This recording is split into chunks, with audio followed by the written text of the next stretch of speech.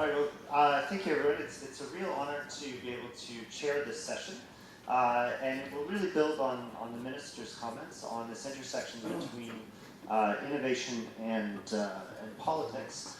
So we're very fortunate to have 4 ambassadors here together. So it's a bit of a summit, I guess, on this topic.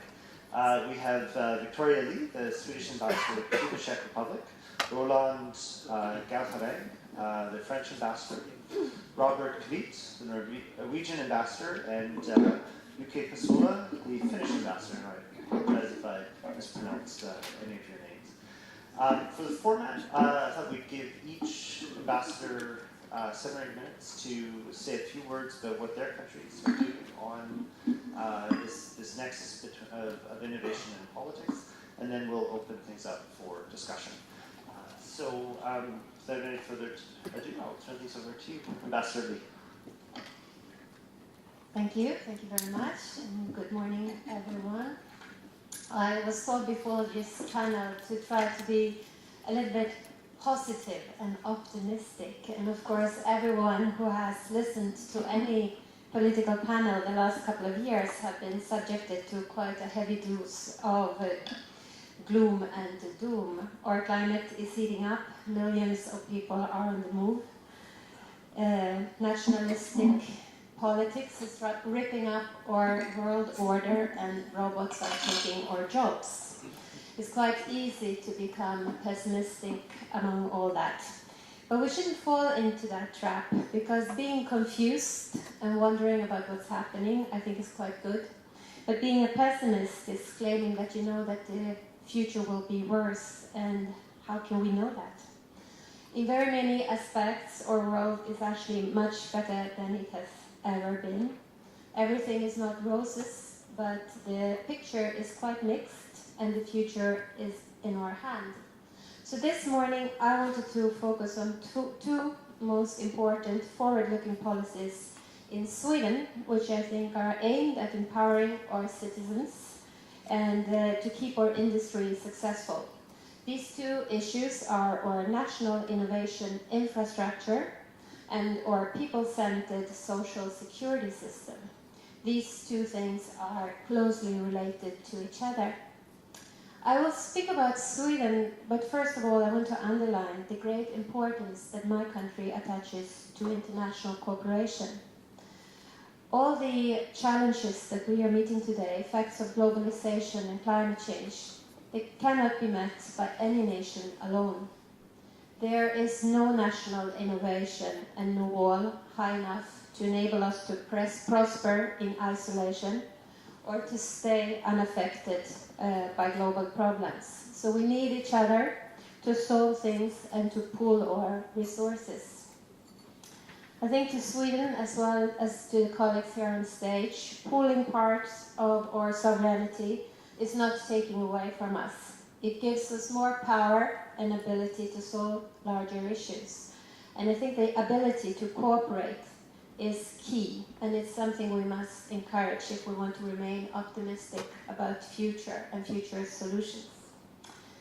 Now I will turn to the innovative infrastructure, as I call it in Sweden. As we all know, life in the 21st century is a life in rapid transition.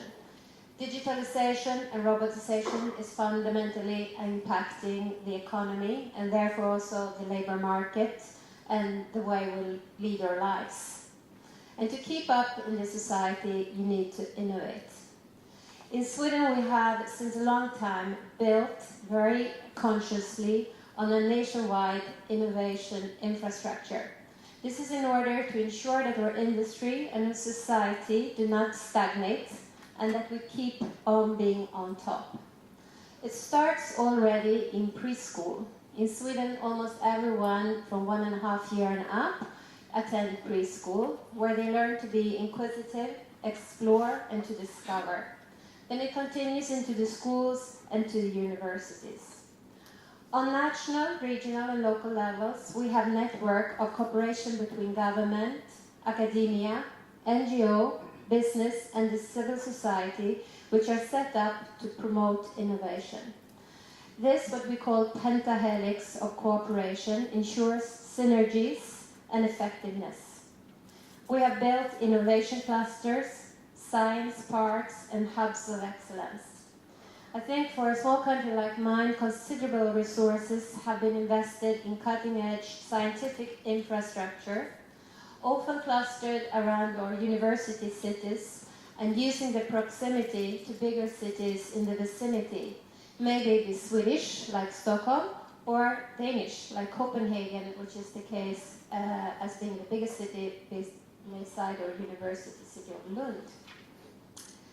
Our research and development budget is 3.6% of the GDP, and this is the third highest in the world.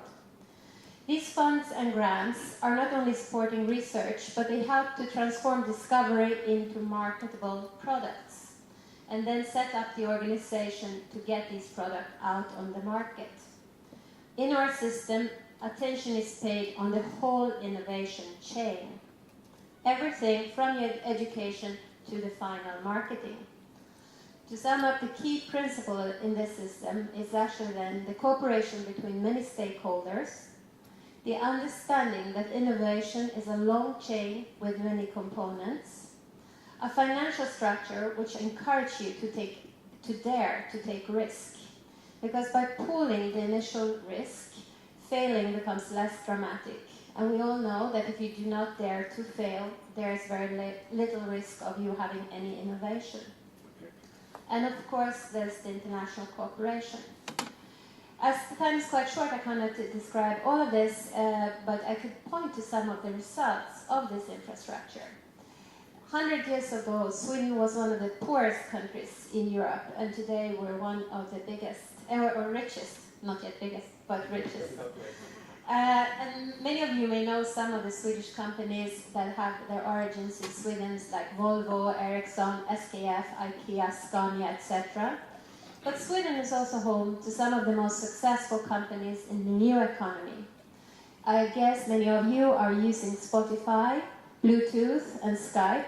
They all came out of Sweden, and so did many other e-based and high-tech new-started companies. When such a company reaches a value of more than $1 billion, it is normally referred to as a unicorn. And today, Sweden has the highest number of unicorns per capita after Silicon Valley. We are ranking the third on the Global Innovation Index 2018, and we're topping the European Innovation Scoreboard. Looking at patents, we are number 4 when it comes to the number of patents per capita, and the list goes on. So something is being done the right way, and I think there's room for optimism also for all the other countries. We can all become more innovative and creative if we are focusing on the right things, if we put the problem at the center, and we get the right policies in place. I now briefly want to turn to the social security net, because I think it's very related.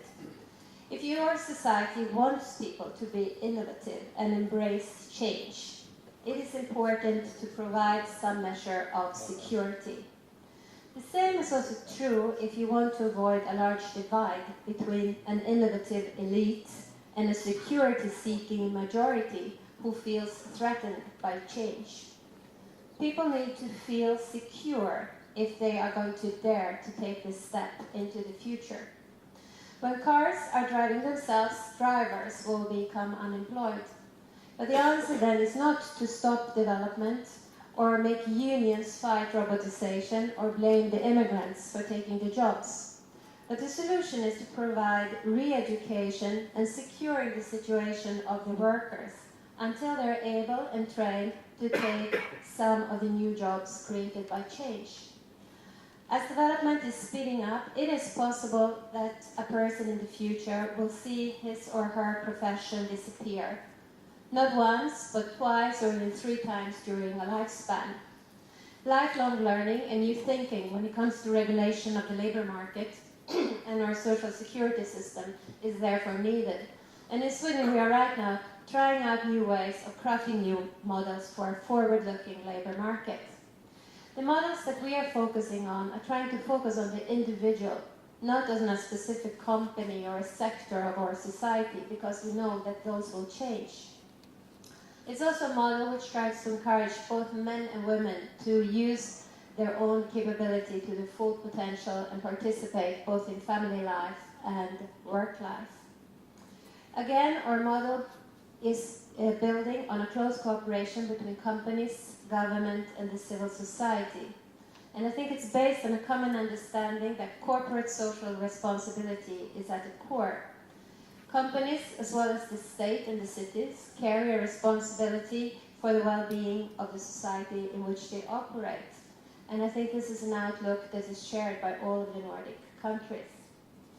It's very true that our model may not fit for everybody, but it can definitely serve as an inspiration, and we wish it to serve as an inspiration for EU policy.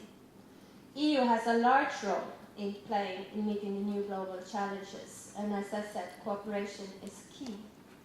Sweden has taken the initiative to invigorate the discussion on social security in the new labour market and putting the individual worker at the centre. We did so by inviting all the European leaders to a social summit in Gothenburg last winter. And we're also advocating for a new, forward-looking long-term budget for the EU, where less resources should be used for propping up unsustainable sectors, and more resources should be allocated to research and development, for student exchange, and for making sure that the EU remains a leading and innovative power. We need to meet the global competition, not by imposing tariffs and barriers, but being the best innovators and promoting cooperation. If we are successful and prosperous, we will also be attractive. And it's quite high time for the EU visions and models to regain their attractiveness, both for companies and for individuals who want to live in our region. Finally, I want to turn some attention to problems, because even if we are top in the innovative list, we are of course also not perfect. In any society, there will be people who have a hard time to follow the new labour market with all its constant demands on more education. And we in Sweden, as in many other European countries, also have an increasing number of people born in other places with other backgrounds and maybe less of a formal education. And it is a challenge to be inclusive and to integrate. But if we learn from our past mistakes, if the focus is directed on the people and their innovative abilities, if we work together to create security on all levels, we can probably turn these challenges into opportunities, and we can open up to each other, be creative, and find the innovations we need. And then we can look to the future with confidence and optimism. Thank you.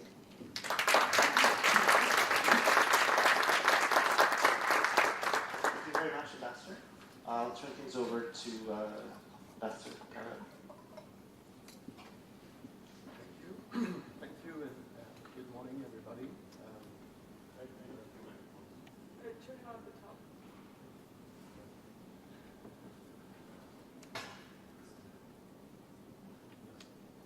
Can you hear me now? Yes. So thank you. Good morning, everybody. I'm very happy that I'm being here with three Nordic countries. France is a Nordic country in its own right. It's also a southern country in its own right, so I feel very much at ease today.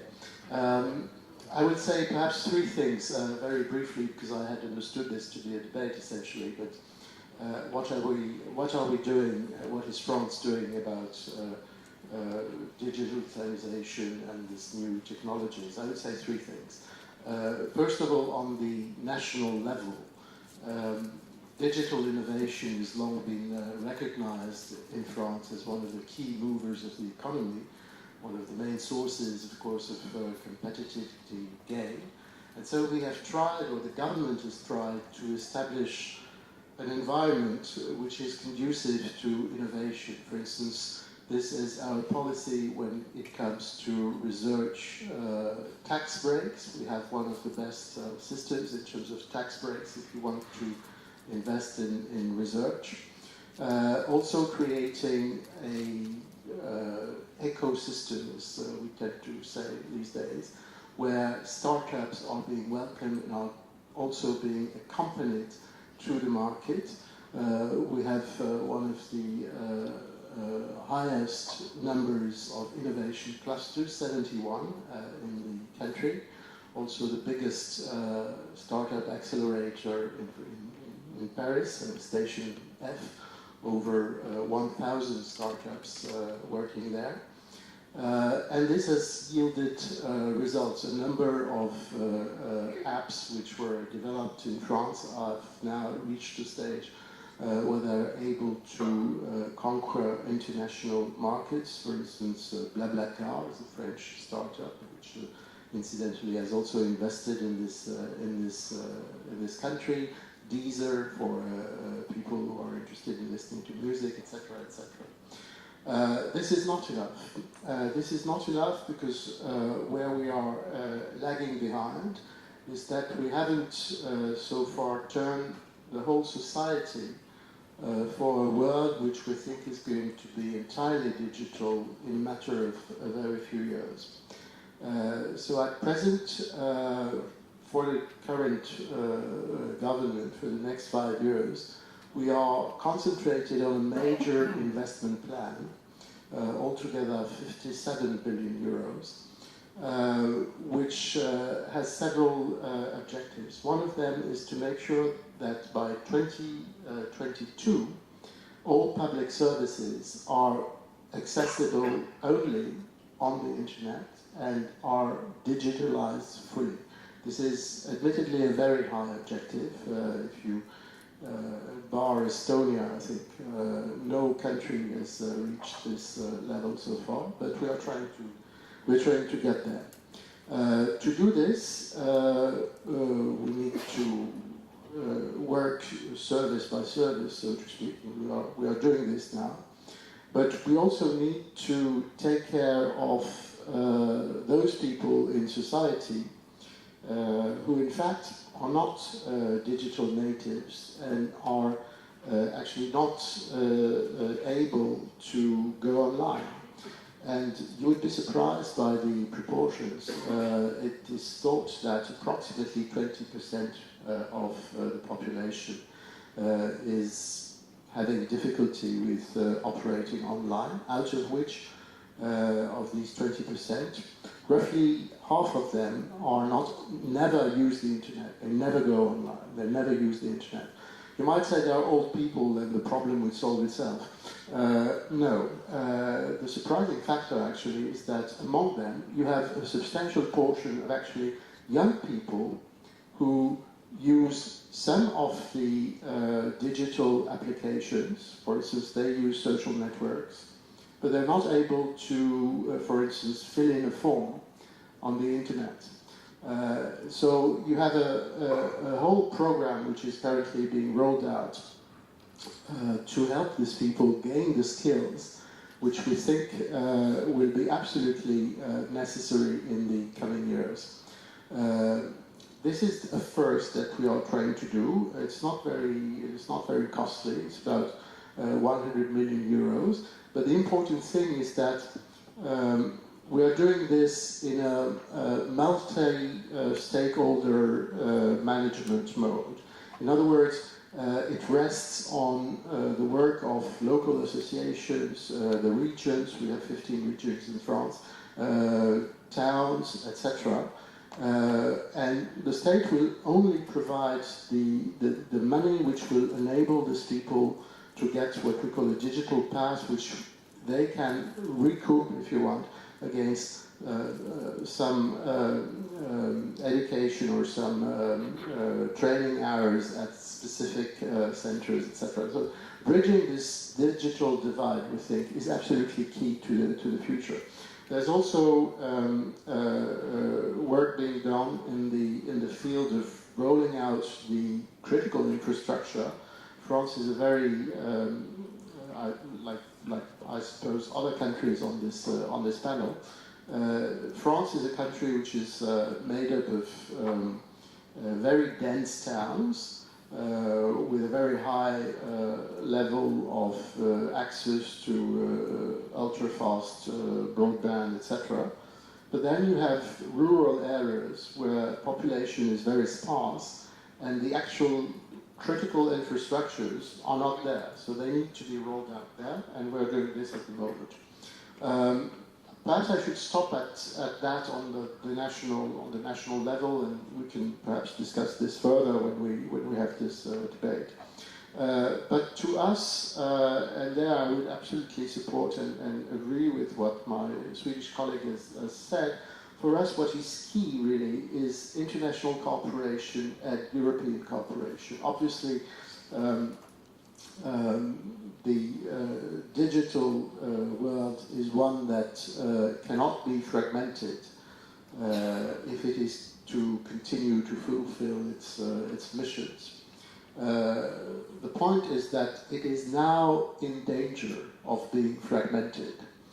And so we need to redouble our international efforts and our European efforts. It is now in danger of being fragmented because trust is slightly disappearing from the digital world. We have reached an age, perhaps this is the age of adulthood in the digital world, when the enthusiasm of the beginnings is now past, and what is prevailing is a form of disappointment, a form of diffidence, and a form of anxiety even. Why? Because we all know why, because of data protection issues, because of a number of cyber operations, hostile operations that Minister Pečiček mentions, etc. So the trust in the system is being eroded. That's one factor. Other factors are that you have a number of regimes, which I do not need to name, that are now trying to build their own firewalls. So you would have a nationalization, if you want, or a renationalization of the interweb world. This cannot go on. So, for example, it was this week in Paris that we hosted the Forum on the Internet Governance. And the idea there was to give an extra new dynamism to this collective effort. And when I say collective, it's multi-stakeholder again. So it's states, obviously we think that states still have a role to play in the internet, absolutely. But also companies, of course, civil society, and users, all together trying to, we don't think regulate is a dirty word, so I will use it, to regulate the internet by way of managing contents, hostile contents, etc., etc. We did this. We adopted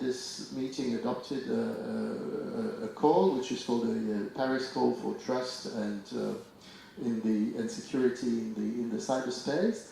And from there are a number of smaller, more precise initiatives that are following. For instance, there's one NGO which issued a number of proposals regarding press freedom on the internet, a very important subject, which states are then invited to subscribe to. We subscribed to this call, for instance. So the international level is absolutely key. When we take up the chair of the G8 next year, we want to focus on intelligence, on artificial intelligence, for instance.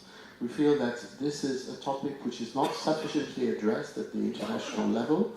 A bit, if you want, like climate was not sufficiently addressed 15 years ago, for instance, or 20 years ago.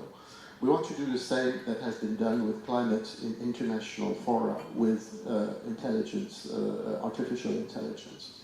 And then, of course, the third leg of this French approach, if you want, is, of course, the European Union. We think that the European Union is absolutely key, not only because it's one of the biggest markets in the world, 500 million people, essentially, a single market, and one which is growing very rapidly, and one which has the talents and the resources needed to contribute to innovation, and is actually contributing to innovation. But we think it's the right level to intervene and to manage jointly innovation. So, for instance, on the European level, perhaps we will also get into the details at a later stage. But I would perhaps just flash out a number of policy areas. One area is data protection. Another area is taxation and fair taxation. Another area is copyrights. Another area is how do we pool our resources.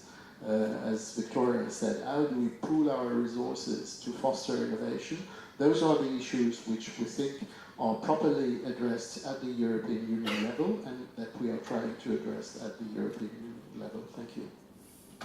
Thank you, Ambassador. All right, Ambassador.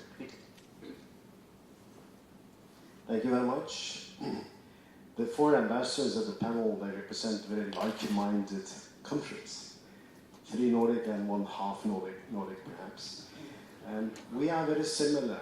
There is, as you know, huge similarities between the Nordic countries. The philosophy and the basic thinking on which we have built our societies are basically the same. That Norway is not the European Union doesn't really play a role. We are very close to the European Union economically as well as politically. So much of what has been said by my colleagues and by my Swedish colleague could have been said about Norway as well. What I would like to do is to complement my colleagues by giving a couple of examples from Norway on forward-looking policies. One example is quite unique, I think, for Norway. The other is not, but still carries a point I would like to make. But before I come to my examples, since we are looking into the future, then the question is, are Norwegians optimistic about the future? Do they believe that we will be able to further develop our welfare society and that Europe will remain peaceful? The answer would be yes. Norwegians enjoy social security, political stability, and a very low unemployment rate. There is little reason to believe that the current situation is not sustainable. At the same time, many Norwegians are concerned by worrying trends in international politics, by political leaders, even among our allies, that stress self-interest before common interests. And many are concerned that we will not be able to avoid a dramatic and very costly climate change. We are a coastal and an Arctic nation, and the changes are already visible. Ladies and gentlemen, there are of course a lot of examples on how a given country uses policies or technologies to empower citizens, to promote innovation and competitiveness, or to fight climate change for that matter. I will, as I said, give two of such examples from Norway. The first is about energy, and the other is about digitalization. As you know, Norway is an oil and gas country. This industry generates close to 20% of the state revenues, but employs only 6% of the workforce. It is, in other words, a very profitable industry. The value of Norway's petroleum fund underscores the importance of oil and gas for my country. This fund, Investments Abroad, is now worth $1,000 million. In principle, this fund will produce huge revenues for Norway forever. Now I'm moving towards my point. It may therefore seem to be a paradox that Norway, and quicker than most other countries, is moving away from petroleum as the dominant energy carrier in the transport sector. I shall give you a few figures. During the first half of 2018, 26% of all new cars sold in Norway were electric cars. 32% were hybrid cars. In other words, more than every second new car in Norway is now electric or hybrid. Another and even more striking figure, if you look at the month of April 2018, you will see that 27% of all new cars sold in Europe were sold in Norway. This is, of course, a result of measures taken by the government. There is no VAT and no taxes on electric cars. There is no annual road tax on electric cars.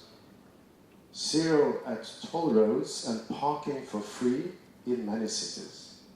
And last but not least, and a very important point for those who want or those who have to drive into the bigger cities during rush hours, electric cars in Norway are allowed to use the bus lanes. There is a dilemma to everything. Cars traditionally represent a very important source of income for the Norwegian state. The sharp increase of electric cars now reduces this income substantially. The current subsidies are therefore not sustainable and have to be changed probably already in 2020. Of course, the shift from petroleum cars to electric cars will take time. As of now, only 5% of cars in Norway are electric.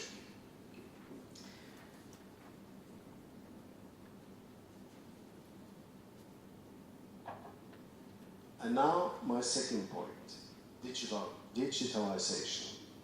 Not unique for Norway, but still I think it's important for me also to make it.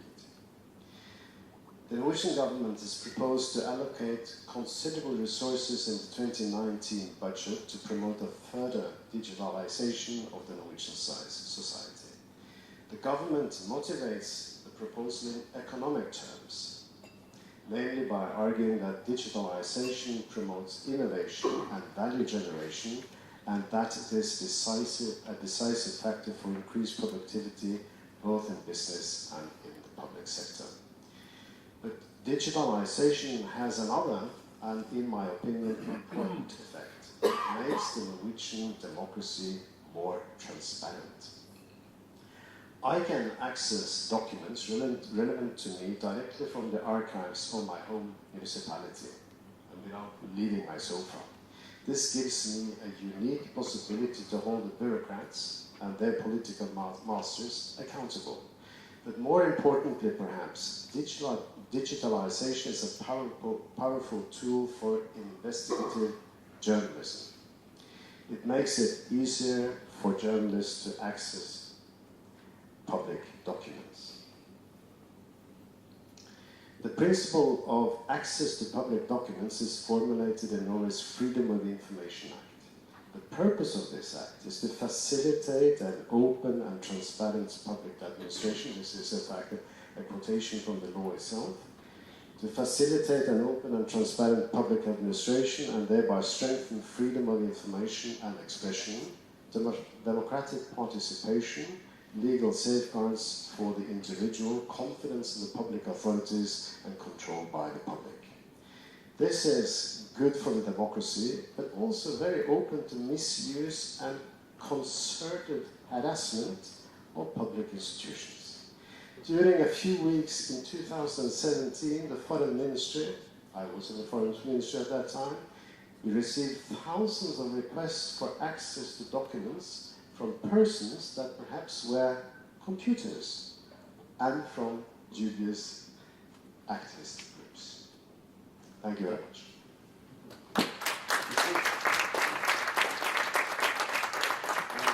Last but not least, Pastor Pesola.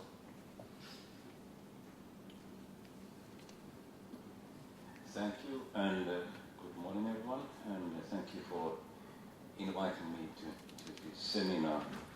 Actually, it's a bit difficult situation while we have 4 Nordic ambassadors, and I'm counting France as a Nordic country here. And more or less, they have set and cleared the table, so I'm facing a challenge over here, so how I'm going to provide something new. And in that respect, so I try to take different kind of perspective, actually have this kind of societal approach, let's put it this way. And I would say that wicked problems are around of us, and the next shock is just waiting around the corner. And Finnish Innovation Fund listed 3 themes actually, specifically at the core of the Nordic model. And the first one of being the future of work and income. Second being representative democracy and the challenges it's facing today. And the third one is economy, so is at crossroads at this point. So how actually we are going to achieve a carbon neutral circular economy, what kind of climate solutions are needed. It's not anymore nice to have, it's must to have. Also, our capacity for renewal is at stake. How we are going to fund social welfare and healthcare services with the aging population. Well-being data has been collected by how we are going to use that data. One aspect is new working life and sustainable economy. How we are going to provide lifelong learning and what the transformation of work is going to need to individuals. Even the age of globalization, life is still very much local, and I think that's the one fact we most often forget. Last but not least, it's about foresight and insight. And now I'm looking at you, because we have to identify megatrends, and we have been identifying megatrends. And we have to have knowledge what kind of actions we are going to take for the future. I think the theme of this panel discussion is quite clever, because it's the politics of innovation and innovation of politics. Basically, you cannot separate these two. You need both of these in order to succeed. So in my short presentation, I will divide this into 2 parts. And I will start with the innovation of politics, because it's very much part of our everyday lives, and it's affecting us all. And actually I will take an example from Finland. And earlier I mentioned that shocks are just around the corner. But actually, what if we have 3 shocks taking place at the same time, as we had in Finland? The first shock was global financial crisis 2008-2009. So it hit us hard, like everyone else. Luckily, our financial markets remained quite stable because we had our own banking crisis in the beginning of the 90s. The second shock was Finland specific, actually. The fall of Nokia and ICT sector shrank our GDP by 7.5% between 2008 and 2015. 4.5 percentage points were because of this fall of Nokia and ICT sector. And the third shock, at the same time, was highly political bargaining round of wages in 2008, and that resulted very high and rapid labor cost acceleration for 2008 and 9. So that also was one of the factors we were facing problems. So what to do? We were faced with the really wicked problem in Finland, and we needed to have innovation of politics. So our decision makers went back and forth with ideas, with initiatives, and political bargaining took place. But changes were made. So last year we had a salary freeze. We reduced pay for public sector employees, and we transferred part of the social security contributions from the employers to employees. And also we extended annual working time of 24 hours without additional compensation. Also we coupled with these changes with reforms in unemployment insurance and regulations. So it was about innovation of politics. It was not about nice to have, it was what we needed to do. Second, what we can learn that planning for future is key when we are moving towards a new digital age, and we can call it as a second machine age.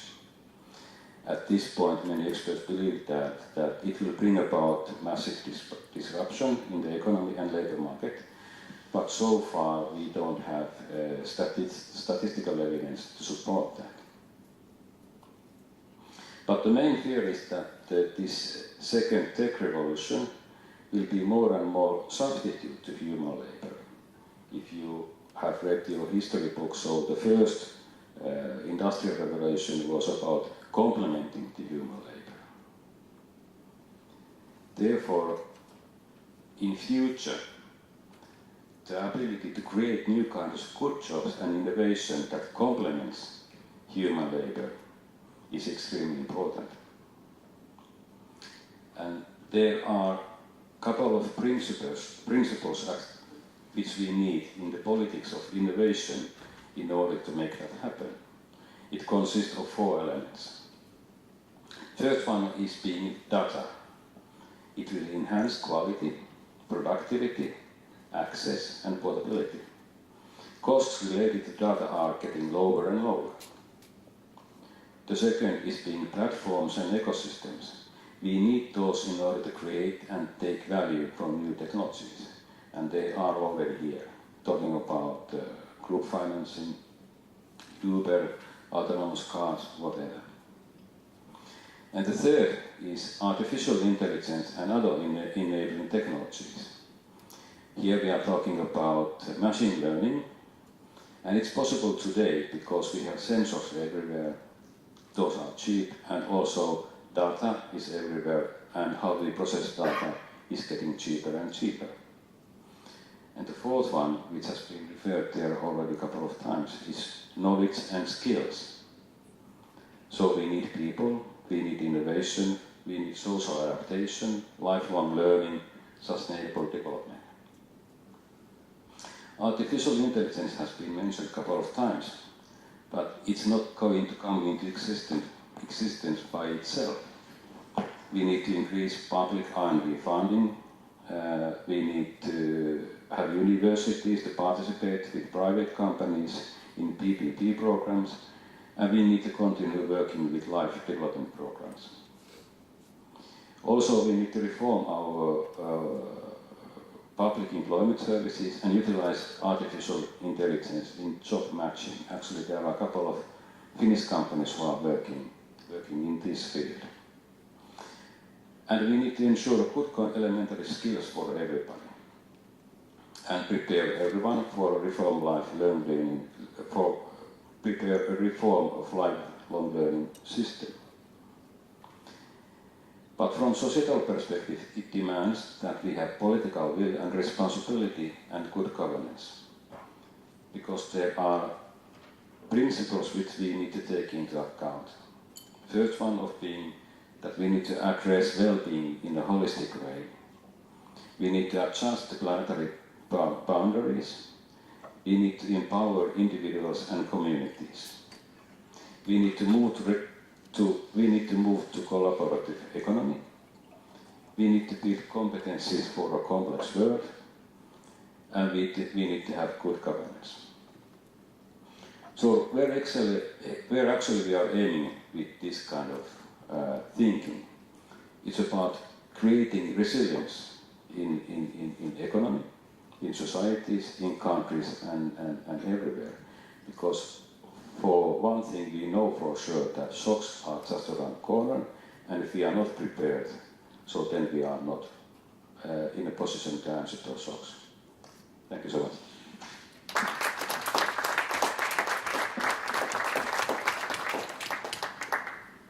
All right, before we get into questions, I will turn things over to our discussant, Schneider. Thank you.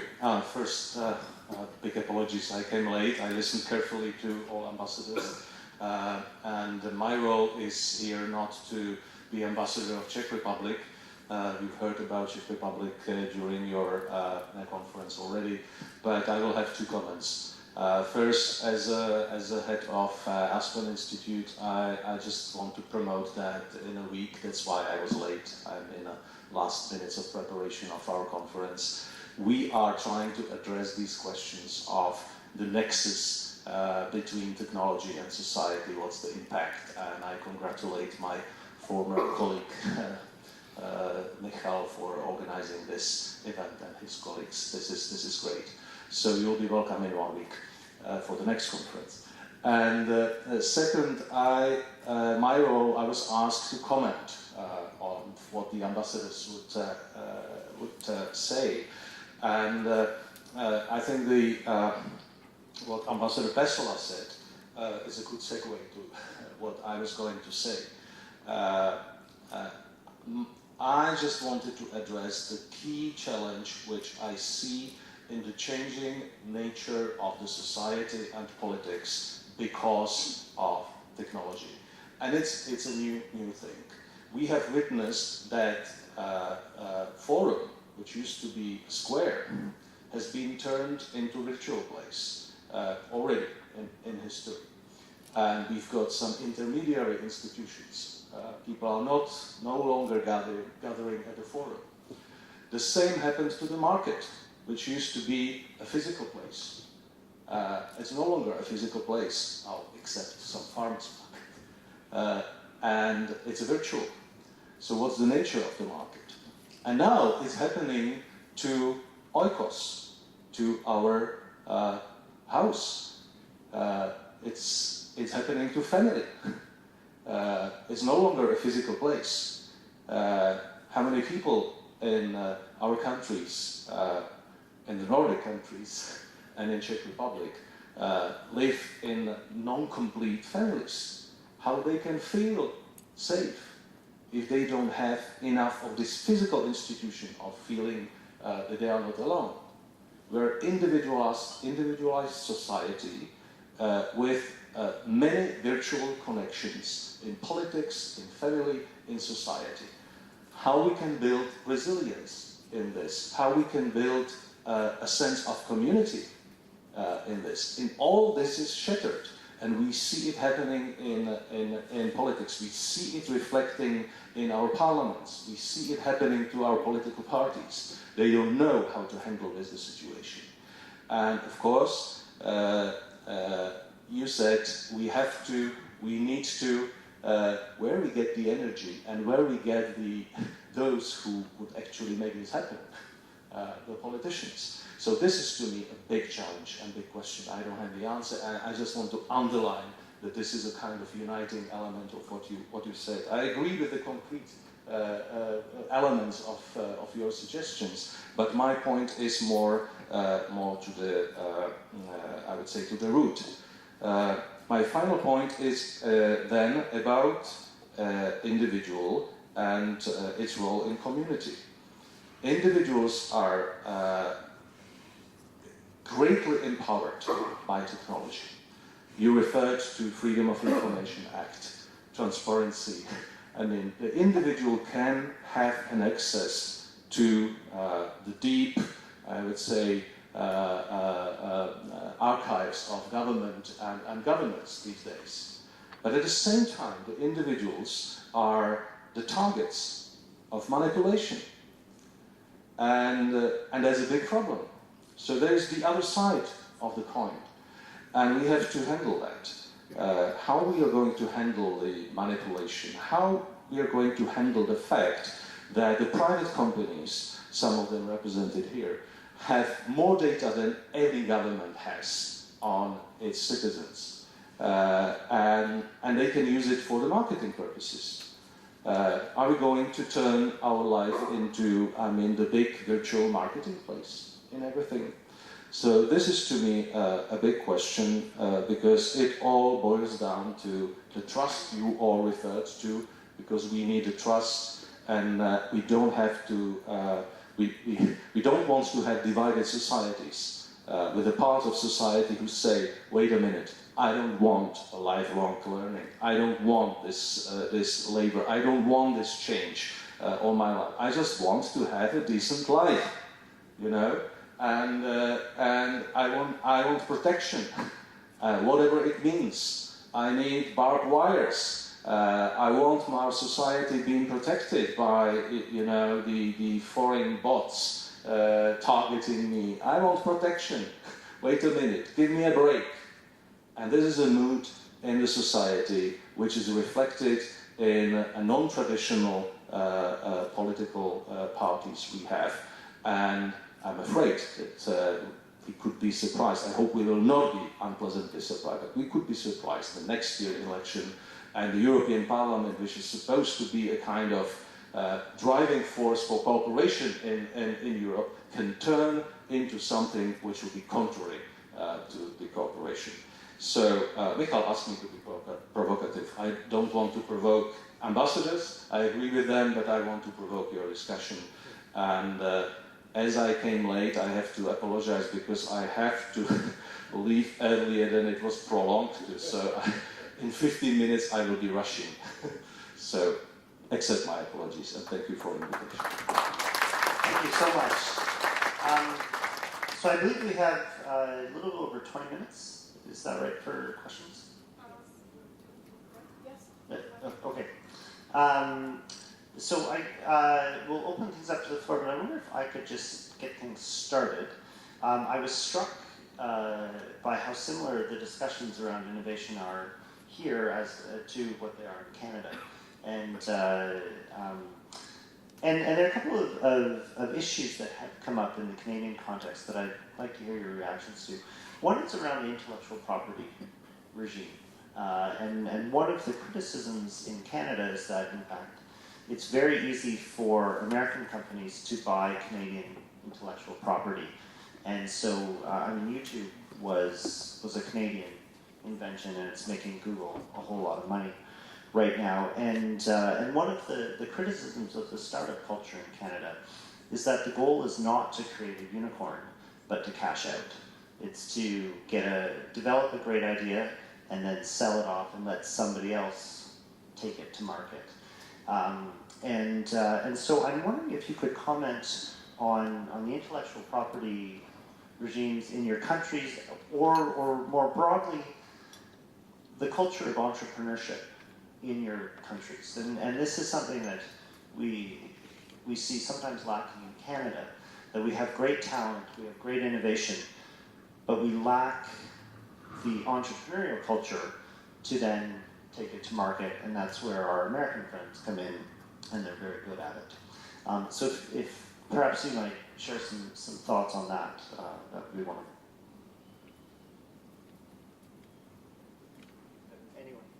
Anyone on the panel?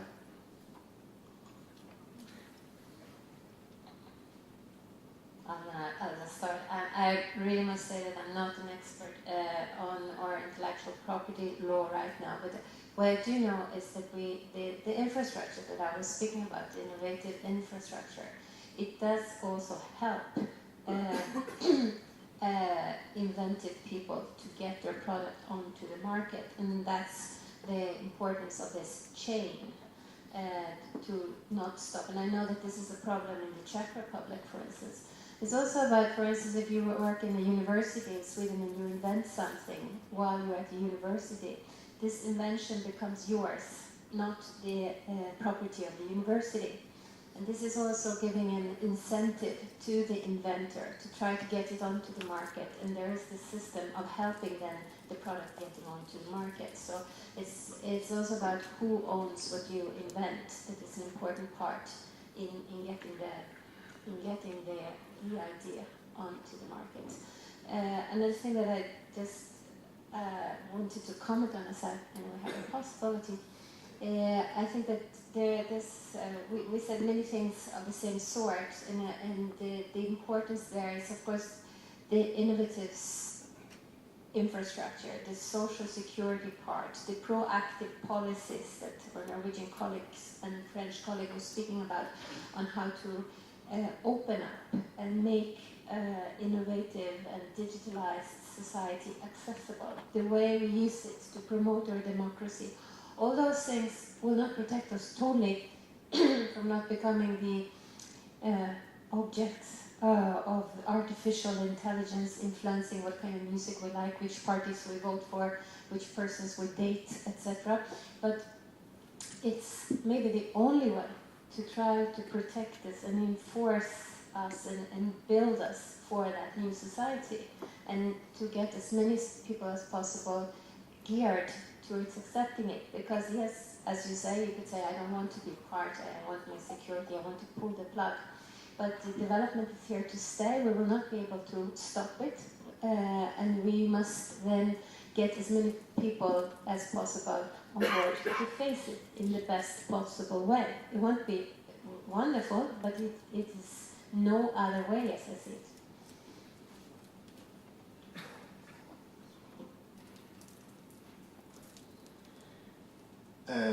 I don't know very much about intellectual property rights, but I think we also in Norway may have a problem when it comes to entrepreneurship. The difficulty of transforming or translating an idea into business. Perhaps it has to do with the specificities of my country, Norwegian economy, as you heard, the importance of oil and gas, but also the second biggest export commodity in my country is seafood. So we live very well off natural resources. Perhaps the consciousness of our problem in this regard is the basic for a joke we love to tell in Norway about the division of labor between the Nordic countries. It goes like this. The Finns design it, the product. The Swedes produce it. The Danes sell it and the stupid Norwegians buy it.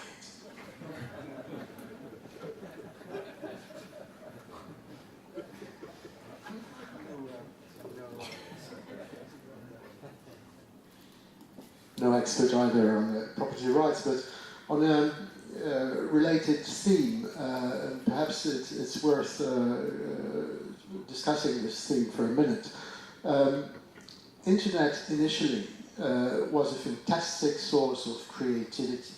And when I mean creativity, I mean all sorts of creativity, but for instance also in the field of arts, you know, new ways of filming, new ways of painting, new ways of writing, new contents, in other words. And this is very important, and we want the internet to remain this. We want the internet to remain a source of innovation, when perhaps it is now in danger of becoming the vehicle for recipes, I would say stale recipes, which are now only applied across an increasing number of fields, but essentially it's the same logic, it's the same thing that you get whatever the domain. So if you want the internet to remain a dynamic element fostering creativity, then we need to make sure that in this world creators are actually getting back a part of the value that they create. This is the whole debate about, you know, copyrights, etc. We do not think that what a journalist does is without value. We think that when a journalist writes a report, he creates value, not perhaps monetary value, or not value which is immediately convertible into monetary value, but he creates value. He creates democratic value. And it would seem that it would be only normal for this job to be paid. If you look, for instance, this is a very good example actually of the changes that internet has brought to a number of professions. But if you look at the job of journalists now, investigation is going down, is actually being replaced by the use of artificial intelligence, and the acknowledgement of value is also going down. And what you have is, you have people generating reports, and next day you wake up and actually your news are machine generated. Actually, the Chinese now have invented this wonderful anchor man, who is not an anchor man, and who reads reports which are not reports. So this is what we mean when we say there must be a fair distribution of value created in and through the internet. Content producers need to get something in return, and this goes also to your example of YouTube, a Canadian invention, then no return for the Canadians, it all goes to different US companies. We must fight against this, we must balance this, and this is all the debate about the taxation of these internet giants, digital giants, Google, Facebook, Amazon, etc. It's not possible that they enjoy a situation in Europe where they actually pay virtually no tax when European innovators have to pay tax. This is not possible. This is not sustainable. We need to change it. I'm not an expert on IP either, but I'd like to point to this, I would say, entrepreneurship part of this. I think if there is somebody really inventing something, and I don't mean the contents on the internet, the work of journalists and media, I mean the real, scientific work, then of course, it's easy for the person to move to the place where IP is best protected, to the jurisprudence where it is protected best. So it is conducive to the brain drain, basically. Because if you don't have an ecosystem where your IP rights are protected, then you move to places where, your IP rights are protected and you can enjoy your patent and copyright properly. But the problem is with this spirit of entrepreneurship, because there is a lack. We have done a study on startups, and the problem is that there is not enough courage to go for a risky entrepreneurship. And I've heard one banker who told me it's not a joke. I think it's a real story. He was interviewing somebody who was asking money, a credit. And he said, how many times did you actually failed in your projects, in your previous projects? And he said, well, 3 times. I said, you're my guy. I'll give you money because you're a risk taker. I don't mind you lost 3 times before, but I'll give you the money. I don't like a person who never tried and is coming asking for money. This kind of mental change needs to be changed. And especially my generation, we are not risk takers. I've been brought up in a completely different environment. But I'm afraid that even a young generation of Czechs in this country, they are not risk takers. They are not going into that risk that, let's go to the market with something. Few of them, but we would need much more to remain competitive. So that's one of the problems in this country. Just to add one short comment. So actually we have a basis which is vital and political agreements, but the problem and challenge is that the system don't keep up with the development, and it's up to us to speed up our work, for example in Geneva, but it's up to regulators to have this kind of attitude that yes, we have grey area over here, but we need to have clear rules, and everyone should play along that rule book when it's going to be agreed upon. Are there questions from the floor? Why don't we start over here? Pleasure to speak.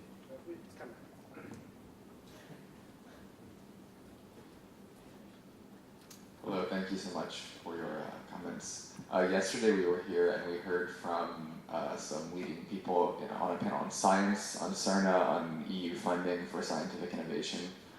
And there was an interesting comment, kind of theme of how we have this notion of excellence, and so all of your countries you could deem as excellent in the fields of innovation and technology, but that also creates discontents for those who are not part of that excellence and who don't receive that kind of concentration of capital or funding or interest. And so in your own countries, I'm sure there's policy measures to deal with that, but across Europe, how could Europe develop an approach to try to deal with that difference between a lot of the technological innovation occurring in Northern and Western Europe, but there's this political union, there is this discontent that maybe is bubbling up in other parts of your own country, but also across Europe. And are there policy measures beyond just your own national borders that should be taken to try to spread that culture of innovation or that investment in innovation to Southern and Eastern Europe? Because that could really affect what happens then back in your own countries. Before we answer that, why don't we get a couple more questions just in front here, and then I'll let the panel respond to whichever parts the most comfortable with. Go ahead. Great. my question comes off, you mentioned that a lot of startups in Canada basically end up cashing out, and I think a lot of startups do that because they feel they don't have the choice. These Microsoft, Amazon, Apple, Facebook, Google will basically crush them unless they do sell to them. And, it's like Amazon is not just the marketplace. Apple doesn't just make phones. All of these companies sort of have their tentacles in pretty much every sector of innovation that you all spoke about. And so my question is, do you feel that the dominance of these basically 5 companies, which I think are the 5 most viable companies in the world, is a fundamental constraint on the potential for innovation in your countries? One more question. The importance of social media already highlighted. But social media is a resource for fake news. So these fake news have a lot of heavy impacts on people. I'd like to know, I'm curious to know in your countries, if it's also its effects, negative effects on policy making, I mean decision making in policy, international policies. Would anyone like to start?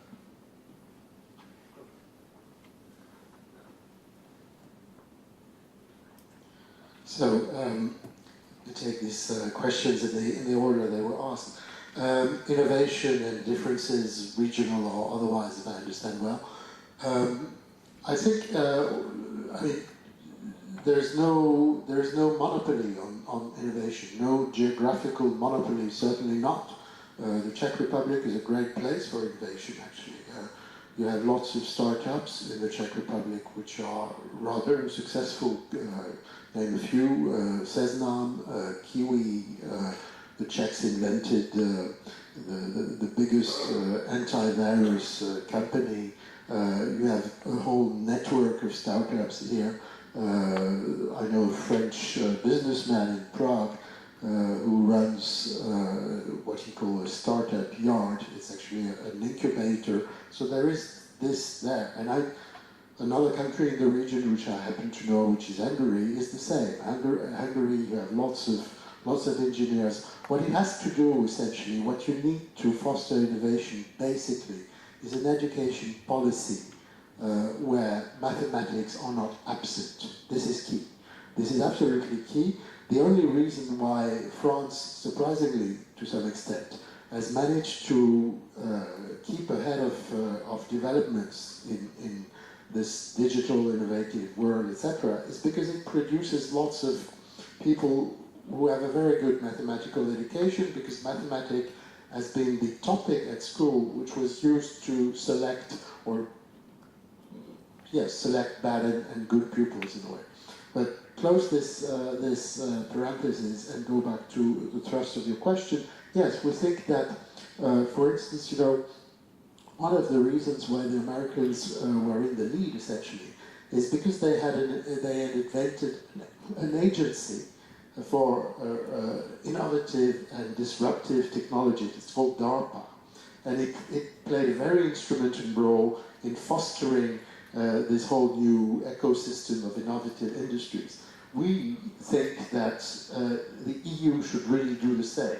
And it's not about big money, it's not about spending, it's about actually pooling the resources necessary that will provide the leverage which is key to bridge that gap from invention to marketing. And there you need something, and you need a lever.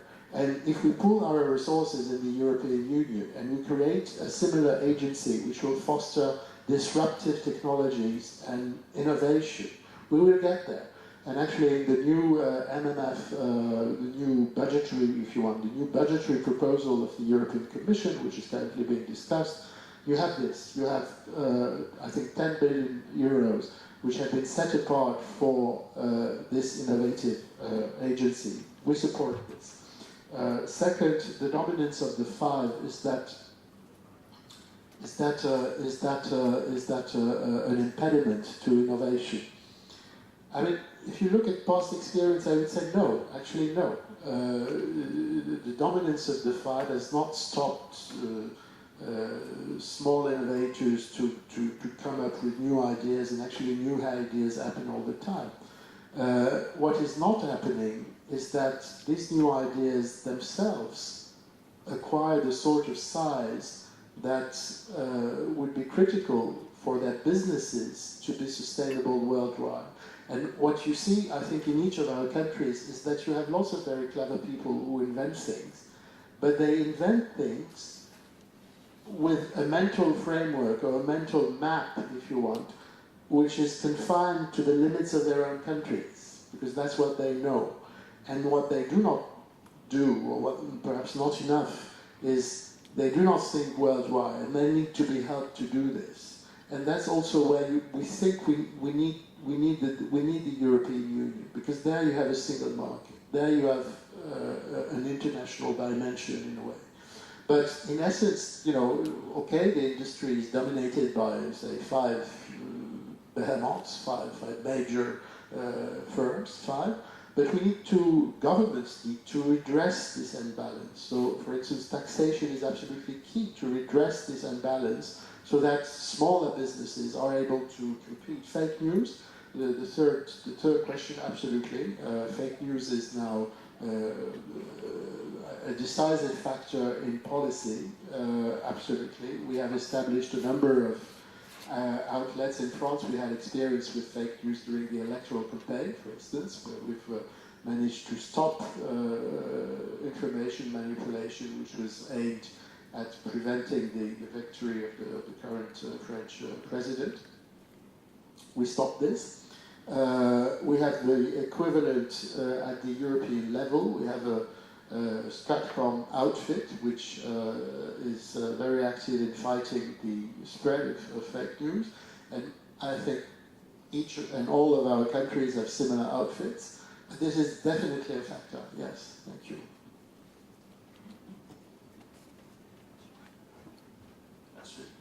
Well, I'll start from behind, fake news. It's a problem, definitely, and it's not only in the social media. There's a couple of years ago, we had the US president saying in one of his speeches, look what happened in Sweden last night. Nothing had happened in Sweden last night. We were all very surprised. What had happened in Sweden last night? And it's of course important that on all levels we try to tone down and keep to the truth. But again, I guess people are getting more and more used. This has come onto us quite quickly. I think, for instance, my kids are much more clever in figuring out what can be true and what is not true on the internet than I am. They know much better which addresses are normally prone to produce something fake. And it's about getting used and getting... Of course, we can try to prevent it. We have agencies doing that. We have it on the EU level, we have it on a national level, and we are fighting it in all different ways because, of course, it comes in all different shapes and forms. But it's also very much about informing citizens in our countries. On the supporting of Center of Excellences in other countries, etc., I think that's what really I was trying to say something about in my intervention, about how everyone can actually build an infrastructure of innovation if you put the right things at the core. If your country is only concentrating on saving your automobile sector, it will be difficult. But if you are concentrating on creating an innovative climate, you will find new solutions and you can put it to work. I think in Czech Republic, like in Sweden, we were very helped of the fact that we had big and successful companies. Skoda, etc., needs innovation. They need to work with smaller enterprises, with startups. They need to support them and get the support they can get to them. So companies are also important in building this infrastructure and creating these hubs together with authorities. So I also think, as our French ambassador said, innovation is not limited to any place. It can happen anywhere if you put right policies in place. And EU is there, I think, should be there to support. On the 5 big ones, I agree. I don't think it stops anyone, but what is maybe worrying for the future is that when we develop artificial intelligence, what is going to be key is the access to data. Because you need a lot of data to make a machine intelligent. It's just propping in a lot of data. And of course the big ones have a big advantage there if you want to create these kind of systems. So it might be a little bit of a gap. I think many Swedish startups, they do not think of Sweden as their market. It's too small. And they go global directly. They launch directly, globally, their product, their app, their watch, etc. Then of course if you have a more complicated invention, you have a totally different cost situation. If you want to put a medical product out there, there's years and years of research, cost, testing, permissions, allowances, etc. before it's marketed. It's very different kind of setup than if you have created an app which you can just launch globally, directly. So you have to have different financial systems to support different kind of intervention. Thank you. 2 points. First, on it's been said that new technology changes our societies. So that is correct, but I'm not going to share any pessimism. It doesn't mean that new technology is going to destroy the families and institutions, take away our homes and houses. What we can observe in my country is that our societies are stable, and people have not stopped talking to each other. And if I look at my own children, 29 or 31, they are social. Just as I was when I was at their age, the big difference is that Norwegian youth consumes much less alcohol than we did when I was. This is one thing. So I'm not a pessimist. The second thing is fake news. Yes, it's a terrible problem. In my country, I wouldn't say that fake news influences politics very much. Perhaps it's because Norwegian media is still dominated by quality newspapers and quality TV channels. But out there, on the blogs and on the internet, social media, there are echo chambers. And there's so much hatred and bullshit that is being spread. And if I look at the role of an embassy now, compared to when I was first the bilateral posting, then in the 1990s we were trying to disseminate positive information about the countries. Today we are faced with something else. Should we try to confront all the hatred and disinformation being spread on the internet about our countries? You would be amazed to see all the hatred also in this society directed to our countries. So I was told we have to wrap up, but I will give you the final word, but we need to keep it. Thank you. Just to make small comment about 5 big companies. So, just a question. So, have you heard about IBM and Kodak lately? No one? Okay. So, back in history, they were giants, and no one was even thinking about that they will disappear from the scene. So, just to remind our friends at the Microsoft head office, so tomorrow is a new day and someone is after you. Thank you so much, Your Excellencies. This was absolutely fabulous, and thank you everyone for participating.